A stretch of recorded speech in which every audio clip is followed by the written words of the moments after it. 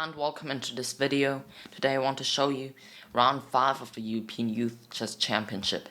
So I had the white pieces, and before the game I found my opponent's Lichess account, which was quite useful, so I knew he was going to play the knight of defense. Black plays a6 to stop any piece jumping to b5, and now he wants to play e5. So play bishop g4-5. Now e5 is not good, because I can just move my knight, for example, to f5, and now this bishop is very well placed on f6. Black usually plays e5 in this kind of position, because now my bishop on e3 is not very good. So after bishop g5, I knew he was going to play e6, and I played f4, the main line. So white puts a pawn on f4, then wants to follow it up with queen f3, and then probably even castle queenside. So he played h6 here, and I want bishop h4. And after bishop e7, queen f3, this was still preparation. He played knight b to d7. I castled queenside, and now he played queen c7. And now went bishop d3.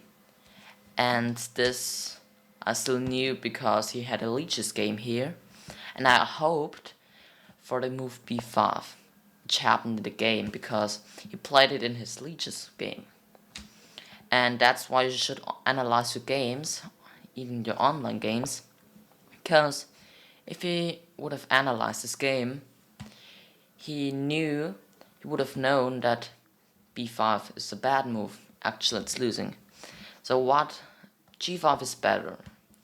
This is a very typical sacrifice, and after takes, black goes here, white goes here, and black has knight f to g4. Now can't take because this is pinned. And black regains his pawn and with an interesting position. But he wants b5, and now I want e5. Boom. Okay, I mean, it's not black that's obvious that it's completely losing for black, because he can counter with bishop b7. But here comes a brilliant move. Boom! Knight takes e6, so he has to take this knight, because if he takes my queen, I take here, and I take this, and I'm just up too much material. So I took, of course, and now I want bishop to g6 check, so his f pawn is gone, and I can give this check. So black has two options. He didn't play king d8. Now could sack my queen like in the game, but even stronger is queen h3.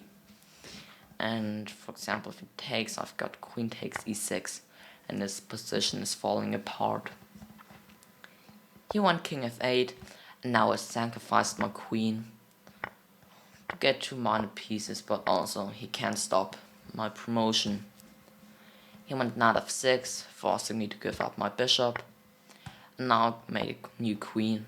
He of course took it, and now it's a very interesting position. I've got a bishop, a rook, and a knight for the queen, which is more than enough. After the game, one of my trainers told me that this position actually, that Mikhail Tal actually had this position with the white.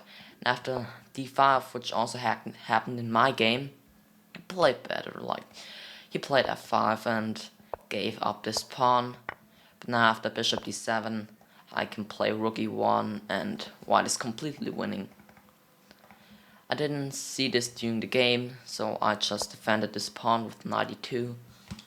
But now he gets some counterplay. I have to move my bishop, and now he threatens mate in 1, which I defended. Actually, knight e4 is the best move, but after e5 I have to find bishop g4, which is not very obvious, and even the resulting position is winning for me, but it's not 100% clear. Okay, I'm up a pawn, and I've got the two rooks against the queen, but it's kind of tricky. Also, it's not very obvious that you've got bishop g4 in this position. I could have played rook d2, but I didn't like queen f5, and now it's a bit shaky. So on c3, of course the downside is that he can play b4, now his pieces get some counterplay. I went rook d4, and now I probably should have taken this pawn and went queen f5, and the position is actually equal. So I have to play king d2, takes, and king e3 actually, okay. And now probably my plan is to play rook d1 and f5, which is generally the plan in this position, okay. My plan was to play f5, and then if he takes, I can take this pawn. Even if he pushes, I can take this pawn. But it wasn't so easy. Okay, he went queen a5, and now I played rook d1. Of course he took, and now he took this pawn on a2, which is pinned, and because the knight is pinned. E5 is interesting, but it doesn't work actually. So the idea is, so he can't sack his rook in this position because he's got nothing. But he can play e5 and now sack his rook. And after I take, this is actually perpetual check. Like this, I can't move my king to d file because then my rook is hanging. But I've got a very strong move, king b1. And now his rook is really hanging because queen takes c3 doesn't come with a check. And I'm also threatening mate. Okay, he can give up this queen. For example, if he moves his rook to c7, then his queen is so his queen is also under attack. Don't forget about that, because this is with check and I can't take this queen.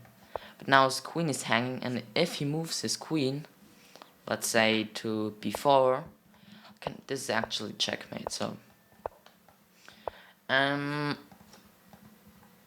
I could maybe also take, no, of course I can't. So he saw that and took the pawn on a2, which is pinned, and now I played f5. Okay, so f5 is just a general idea. Let me just have a quick look what happened here. Yeah, I played f5, and now he went queen b3, again threatening rook takes c3 check with a perpetual. I sorted and played rook d2. Now I can't sack because I can just run over and there's no perpetual. So now in this position he made a crucial mistake. So I played rook c5. His idea was, after I take, he goes here, I push, he checks me, I go knight b1, and now I can play queen a2, attacking this knight, and if I queen, this is checkmate, queen takes b1. But what he missed is, after I take, in this position I've got bishop to g6 check, defending this, and after he took, this is with check.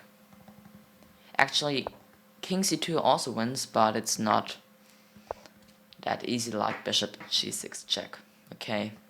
But after check I can just run and he has no checks anymore. Yeah, this was my game. I hope you enjoyed it, and see you in the next video.